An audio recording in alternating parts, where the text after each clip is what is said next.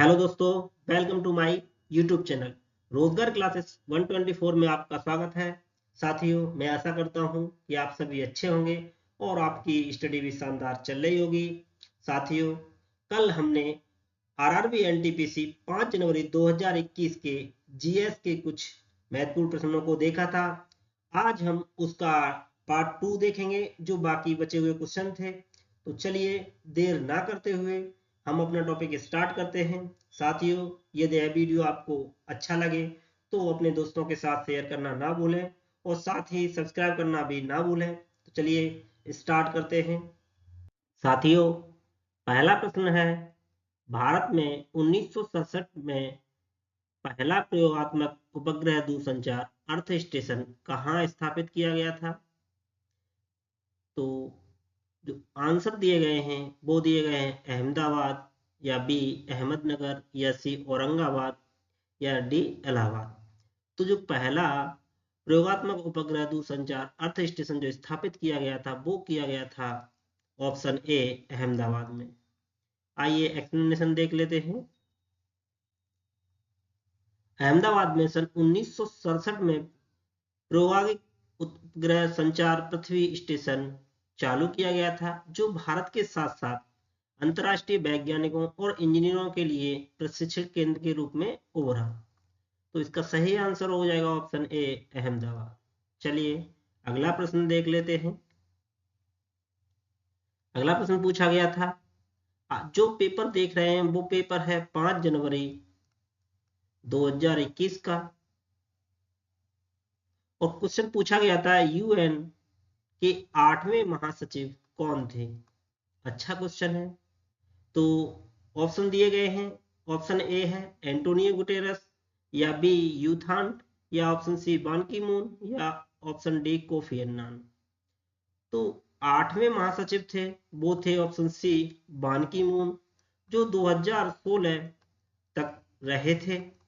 इनके बाद जो चुना गया था वो 2017 में एंटोनियो गुटेरस को चुना गया था।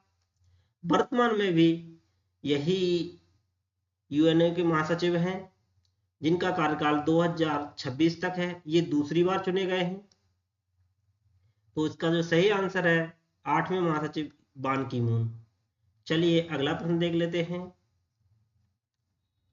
क्वेश्चन पूछा गया था कि सामान्य परिस्थितियों में अम्ल की अवक्रिया से पेट की अंदरूनी परत को बचाने का कार्य कौन करता है? ऑप्शन ए बलगम, या ऑप्शन बी जठर ग्रंथि, या ऑप्शन सी एंजाइम, या ऑप्शन डी बिलाई।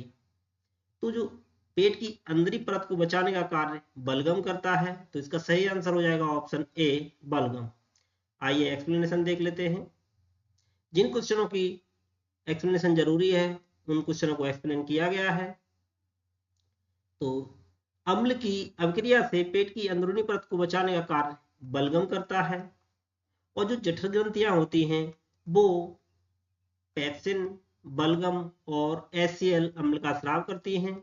जो एचसीएल है वो पेट के अंदर जो भोजन के अंदर रोगाणु मौजूद होते हैं उन्हें मारने का काम करता है, जिनकी वजह से यानी एचसीएल की वजह से जो पेट की आंतरिक परत है उसको क्षति ना हो, उसको बचाने का कार्य जो करता है वो बलगम करता है।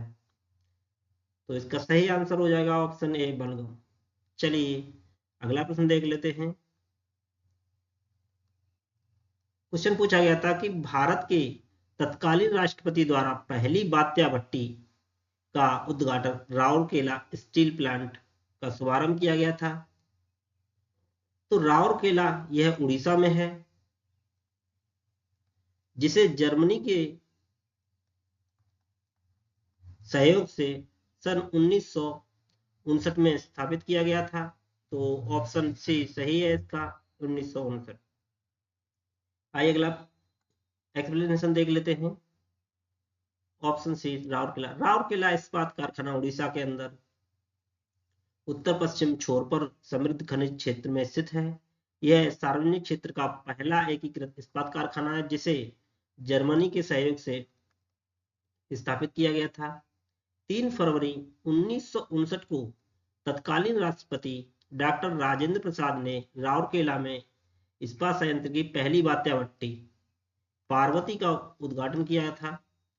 तो पूछ सकते हैं कि जो पहली वात्यावट्टी थी उसका नाम क्या था? तो उसका नाम था पार्वती। अगला प्रश्न है, भारत में राजनीतिक शब्दावली में आया राम और गया राम की अभिव्यक्ति किसकी व्याख्या के लिए लोकप्रिय हुई थी? तो ऑप्शन दिए गए हैं, जयलाल, या ऑप्शन बी गयालाल, या ऑप्शन सी दुर्गेश लाल, या ऑप्शन डी बिपिन लाल। तो जो आया राम और गया राम की जो अभिव्यक्ति है, यानी यह शब्द प्रयोग किया गया था, वो किया गया था गयालाल के लिए, क्योंकि इन्होंने जो पंजाब से हरियाणा अलग हुआ था, तो विधानसभा के जो पहले चुनाव हुए थे उसमें है निर्वाचित हुए थे, और इन्होंने मात्र 9 घंटे के भीतर 2 बार पक्ष बदल लिए थे। इस वजह से इन्हें आया राम और गया राम बोला गया था। यह बोला था वीरेंद्र राव ने। तो इसका सही आंसर है ऑप्शन बी। इसकी एक्सप्लेनेशन भी दी गई है कि जो 1966 में पंजाब से अलग हुए हरियाणा के पहले विधानसभा चुनाव में निर्वाचित हुए कांग्रेस के विधायक गयालाल, इनके लिए जो शब्द प्रयोग किया गया था वो किया आयाराम, और गयाराम किसने किया था? वीरेंद्र राव ने। यह भी हम देख चुके हैं। क्योंकि उन्होंने 9 घंटे के भीतर, मात्र 9 घंटे के भीतर 2 बार पक्ष बदल लिए थे, कभी कांग्रेस के अंदर थे तो कभी कांग्रेस से बाहर। तो तत्कालीन गृह मंत्री वायवी चानवाड़, इन्होंने बाद में संसद में ही बोल दिया गया कि जो दल बदल होंगे उनके लिए इस शब्द का प्रयोग किया जाएगा। तो इसका सही आंसर है ऑप्शन बी गयालाल। चलिए अगला प्रश्न देखते हैं। अगला प्रश्न है, कंप्यूटर के क्षेत्र में लीफो का पूर्ण रूप क्या है? ऑप्शन दिए गए हैं, लेफ्ट इन फर्स्ट आउट, या option B last in finish out, या option C last in first out, या option D lost in first out. तो जो लीफो का फुल फॉर्म होता है वो होता है लास्ट इन फर्स्ट आउट। तो इसका सही आंसर हो जाएगा option C last in first out. चलिए अगला प्रश्न देख लेते हैं। ये बहुत अच्छा क्वेश्चन है। स्थायी बंदोबस्त लागू होने के समय बर्धमान का राजा कौन था? ऑप्शन ए अबू राय, या ऑप्शन बी तेजचंद, या ऑप्शन सी संगम राय, या ऑप्शन डी मेहताब चंद। तो जो स्थायी बंदोबस्त लागू किया था ये किया था लॉर्ड कॉर्नवालिस ने।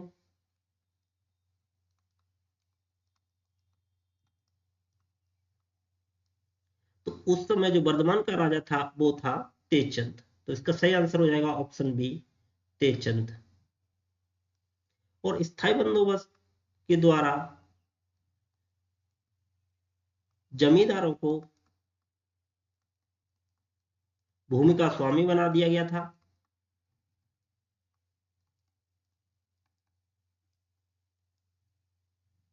तो इसका सही आंसर है ऑप्शन बी। आगे इसकी इस एक्सप्लेनेशन भी देख लेते हैं। यह एक्सप्लेनेशन दी गई है। लॉर्ड कॉर्नवालिस, यह 1786 1793 तक था, इसने स्थायी बंदोबस्त लागू किया था। जब यह गवर्नर जनरल बनकर आया तो उस समय जो राजस्व व्यवस्था थी वो अस्त व्यस्त थी। उसी ने उसके सुधार के लिए स्थायी बंदोबस्त प्रणाली शुरू की थी, जिसे हम इस्तेमारी बंदोबस्त भी बोलते हैं या व्यवस्था भी बोलते हैं। इसमें जमींदारों को भूमि का स्थायी मालिक बना दिया गया था, जिससे किसानों में भूमि संबंधी अधिकार छीन लिए गए थे, यानी किसानों के जो भूमि संबंधी अधिकार थे वो छीन लिए गए थे। और यह व्यवस्था बंगाल, बिहार, उड़ीसा, उत्तरी कर्नाटक और उत्तर प्रदेश के बनारस खंड में लागू हुई थी। तो इसका सही आंसर है ऑप्शन बी तेजचंद। आइए अगला प्रश्न देख लेते हैं। प्रश्न पूछा गया था कि निम्नलिखित में से कौन सी भाती खदान दुनिया की सबसे बड़ी यूरेनियम की खदानों में से एक है? अब पूछा है दुनिया की सबसे बड़ी यूरेनियम की खदानों में से। ऑप्शन है तुमलापल्ली माइन, या ऑप्शन बी नरबापाहर माइन, या ऑप्शन सी जादूगोड़ा माइन, या ऑप्शन डी बतीन माइन। तो ये चारों माइन जो हैं ये यूरेनियम से संबंधित हैं। और जो तुमलापल्ली खदान है ये है आंध्र प्रदेश में, यानी कडप्पा जिले में, तो कडप्पा जिला आंध्र प्रदेश में पड़ता है। बाकी की जो 3 खदानें हैं ये झारखंड में है।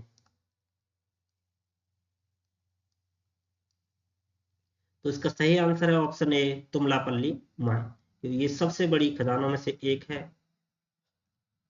इनका एक्सप्लेनेशन भी दिया है। Option A, Tummalapalle mine uranium एस खदान आंध्र प्रदेश के कडप्पा जिले में है और यूरेनियम का प्रयोग परमाणु ऊर्जा संयंत्र में ईंधन के रूप में किया जाता है। तो इसका सही आंसर है ऑप्शन ए, तुमलापल्ली खदान।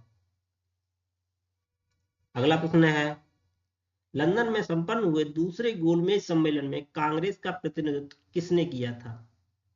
तो जो 1931 में पूछा गया है कि 1931 में जो कांग्रेस का दूसरा अधिवेशन हुआ था उसमें कांग्रेस का प्रतिनिधित्व किसने किया था? ऑप्शन ए, लाल बहादुर शास्त्री, या ऑप्शन बी, वल्लभ भाई पटेल, या ऑप्शन सी, जवाहरलाल नेहरू, या ऑप्शन डी, महात्मा गांधी। आप सभी जानते हैं कि 1931 में जो द्वितीय गोलमेज सम्मेलन हुआ था तो कांग्रेस की तरफ से महात्मा गांधी जी गए थे, जो गए थे राजपूताना जहाज से। यह भी पूछा जाता है कि महात्मा गांधी कांग्रेस के द्वितीय गोलमेज सम्मेलन में किस जहाज से लंदन गए थे? तो वो गए थे राजपूताना जहाज से। तो इसका सही आंसर है ऑप्शन डी। ये इसकी एक्सप्लेनेशन है। द्वितीय गोलमेज सम्मेलन 7 सितंबर 1931 से 1 दिसंबर 1931 के मध्य हुआ था और इसमें कांग्रेस ने भी भाग लिया था, जिसका नेतृत्व महात्मा गांधी जी ने किया था। इस सम्मेलन में सरोजिनी नायडू और एनी बेसेंट ने भी भाग लिया था, जिसमें महिलाओं का नेतृत्व एनी बेसेंट ने किया था। और गांधी जी सम्मेलन में भाग लेने के लिए जो लंदन गए थे वो एसएस राजपूताना जहाज से गए थे। यह पूछा गया है क्वेश्चन, ये मोस्ट इंपोर्टेंट है। चलिए अगला प्रश्न देख लेते हैं। यह वीडियो यहीं समाप्त होता है। अगर यह वीडियो आपको अच्छा लगता है तो प्लीज लाइक, शेयर और सब्सक्राइब करना ना भूलें। और हमारा प्रयास है आपको अच्छे से अच्छी कंटेंट को उपलब्ध कराना। यकीन मानिए आप इस वीडियो से काफी कुछ प्राप्त करेंगे और आपकी परीक्षा में यह बहुत ही कारगर साबित होगा। तो इसी के साथ ही यह वीडियो यहीं समाप्त करते हैं। Thanks for watching.